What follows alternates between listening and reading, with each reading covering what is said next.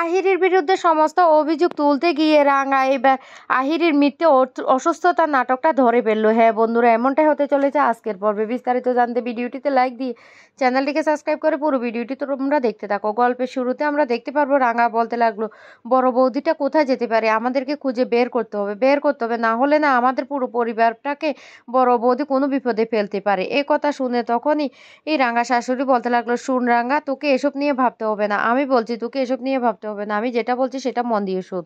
কালকে সকালবেলা যা সিদ্ধান্ত নেওয়ার আমরা সবাই একসাথে মিলে নেব। তখন একলব্য থাকবে, বাড়ির ছেলেরা সবাই থাকবে, নবারুণ থাকবে, সবাই একসাথে বসে সমস্ত সিদ্ধান্তটা নেব। এই কথাটা বলতে থাকে আর বলতে লাগলো, এই পাঞ্চেরি অদিতি, ওকে ওর ঘরে নিয়ে দিয়ে আসতো। অন্যদিকে দেখা যায় আহিরির কাছে একলব্যকে দেখে তখন একলব্যর মা বাবা বলতে লাগলো, একলব্য, তোমাকে যে কি বলে ধন্যবাদ দেবো সেটাই বুঝতে পারছি না। আমরা যতবার তোমার থেকে সাহায্য চেয়েছি ততবার তুমি আমাদের মেয়েকে সাহায্য করেছো। তোমার কাছে একটাই অনুরোধ করি, আমার মেয়েটা যদি আবার সুস্থ হয়ে জেলে যেতে হয় তাহলে আমার মেয়েটা আর বাঁচবে না। আমার মেয়েটা কতটা ভালো স্টুডেন্ট ছিল সেটা তো তুমি বেশ ভালো করে জানো। তাই তোমার কাছে হাত জোর করে অনুরোধ করছি, যদি রাঙা আহিরির সমস্ত অভিযোগগুলি তুলে নেয় তাহলে আমরা আমাদের মেয়েটাকে নিয়ে অনেক দূরে চলে যাব। অন্যদিকে জোর করে যখনই রাঙাকে একলব্যের ঘরে দিতে যায় তখন রাঙা তো দেখে পুরো অবাক হয়ে যায়। ঘরটা খুব সুন্দর করে ফুল দিয়ে সাজিয়েছে পাঞ্চারি আর অদিতি।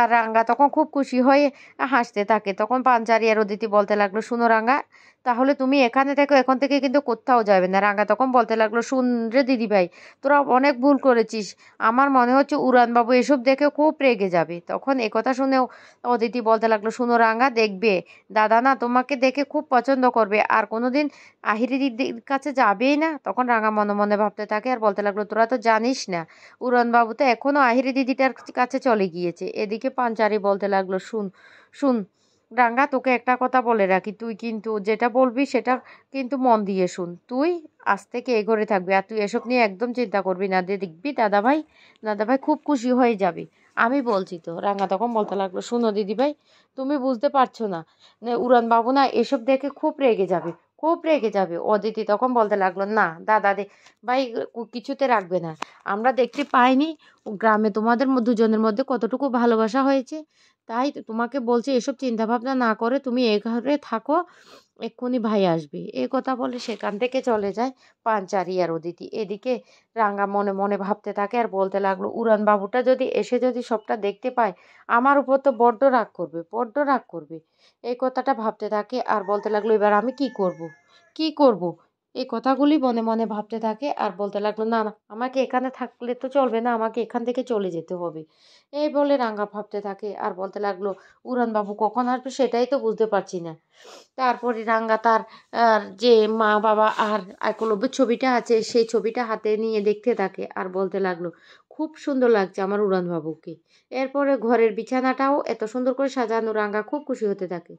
তারপর রাঙ্গা মনে মনে বলতে লাগলো, আমার তো এবার প্রচণ্ড ঘুম পাচ্ছে, আমি কি করব, বিছানাটাতে যদি ঘুমাই তাহলে যদি উড়ানবাবু রেগে যায়, না না না না, আমি ঘুমাবো না, কি যে করি সেটাই তো বুঝতে পারছি না, কোথায় ঘুমাবো, আবার উড়ানবাবু এসে তো ঝামেলা সৃষ্টি করবে। এই বলে রাঙ্গা বসে বসে ঘুমাতে থাকে আর বলতে লাগলো, উড়ানবাবু তা আসছে না। এই কথা বলতে তখনই একলব্য চলে আসে। একলব্য এসে রাঙ্গাকে ওর ঘরে দেখতে পেয়ে রীতিমতো অবাক হয়ে যায় আর বলতে লাগলো, রাঙ্গা এখানে, ঘরটা ফুল দিয়ে সাজানো, ব্যাপারটা কি, কিছুই তো বুঝতে পারছি না। তখনই একলব্য তার হাতের মোবাইলটা রাখতে গেলে রাঙ্গা উঠে পড়ে আর বলতে লাগলো, উড়ানবাবু তুই এসে গেছিস, বিশ্বাস কর ঘরটা না আমি সাজাইনি, মা দিদিভাইরা এভাবে সাজিয়েছে, আমি অনেকবার নিষেধ করেছি, ওরা আমার কথা শুনেনি, আমার ঘরটার ছাদটা ফুটো হয়ে গেছে, জল পড়ছে, মা বলেছে যতক্ষণ না পর্যন্ত ঘরটা ঠিক হয় ততক্ষণ পর্যন্ত আমি নাকি তোর ঘরে থাকবো। তখন এই কথা শুনে একলব্য বলতে লাগলো, ঠিক আছে মা যেহেতু বলেছে তাহলে খাটের ওই কোনায় গিয়ে শুয়ে পড়ো। তখন এই কথা শুনতেই আর রাঙা বলতে লাগলো, তুই তুই কষ্ট পাবি না, আমার তো মনে হয় তুই কষ্ট পাবি। তখন একলব্য বলতে লাগলো, তুমি আমার কষ্টের কথা ভাবছো, আমার কষ্টের কথা তো কোনোদিন কেউ বুঝলো না, সবাই যার যার মতো করে যাই বলছে আমি তাই করছি, আমার কষ্ট তো কোনোদিন কেউ বুঝলো না। তখন রাঙা বলতে লাগলো, হরে উড়ানবাবু, আহিরি দিদিটা এখন কেমন আছে? এ কথা শুনতে তখন একলব্য বলতে লাগলো, ভালো নেই, একদম ভালো নেই, আমি না ওকে দেখার পর থেকে মনেকে আর স্থির রাখতে পারছি না।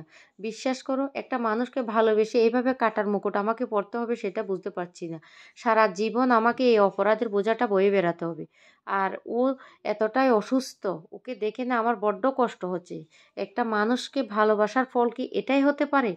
সেটা না দেখলে চোখে বোঝা যায় না। আর আমি না সেই কষ্টটা কিছুতেই মেনে নিতে পারছি না। আমি নিজেকে ভিতরে ভিতরে শেষ হয়ে যাচ্ছি।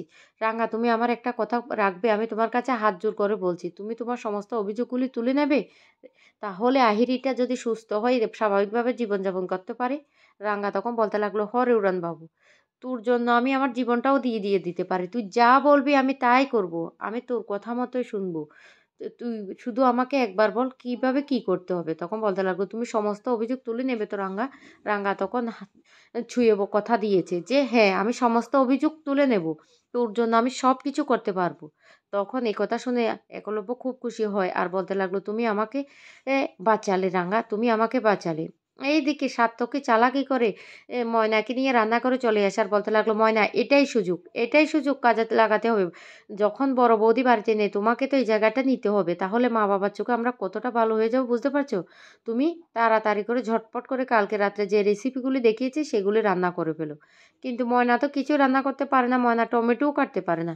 তখন সার্থকী বারবার করে চেষ্টা করতে থাকে আর বলতে লাগলো, এইভাবে না, এইভাবে না ময়না, এইভাবে করলে তো হাতটা কেটে যাবে, এইভাবে কাটতে হয়, এইভাবে কাটো আর তাড়াতাড়ি করে তুমি কিন্তু রেসিপিগুলি রান্না করো। বুঝতে পারছো আমি কি বলছি? ময়না তখন বলতে লাগলো, সার্থকী, কিন্তু এতগুলো লোকের রান্না আমি একা কি করে করব বলো, বলো। তখন সার্থকী বলতে লাগলো, যে কোনো প্রকারে তোমাকে করতে হবে। তখন সব্য সেখানে চলে আসে আর সব্যকে দেখে বলতে লাগলো, দাদা, দাদা তুই এখানে চলে এসেছিস, এ, বল কি খাবি বল। তখন সব্য বলতে লাগলো, না আমি কিছু খাবো না। তখনই সার্থকী বলতে লাগলো, ময়না যাও দাদার জন্য আদা চা করে নিয়ে আসো। রাঙ্গা তখন বলতে লাগলো, কেন রে দাদা, তোর কি হয়েছে? তোর মনটা ভালো নেই আমি বুঝতে পারছি, চল তোকে নিয়ে আমি একটু ঘুরে আসি, দেখবি তোর মনটা ভালো হয়ে যাবে। এই বলে রাঙ্গা সব্যকে নিয়ে বাইরে চলে আসে আর দোকানে এসে বলতে লাগলো, তোর পছন্দের আইসক্রিমটা খাবি তো?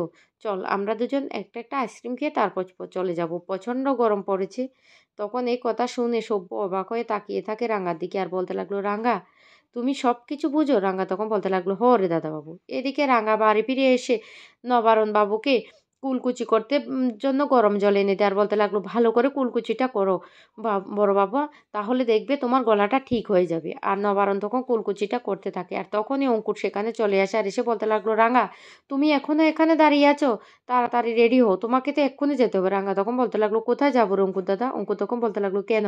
তোমার সামনে ন্যাশনাল চ্যাম্পিয়নের খেলা, তোমাকে খেলতে হবে না? তোমাকে স্টেডিয়ামে যেতে হবে, তাড়াতাড়ি রেডি হও। তখনই সেখানে একালব্য চলে আসে আর এসে বলতে লাগলো, রাঙ্গাকে আমি নিয়ে যাচ্ছি, আমি স্টেডিয়ামে নিয়ে যাওয়ার আগে এক জায়গা নিয়ে যাব।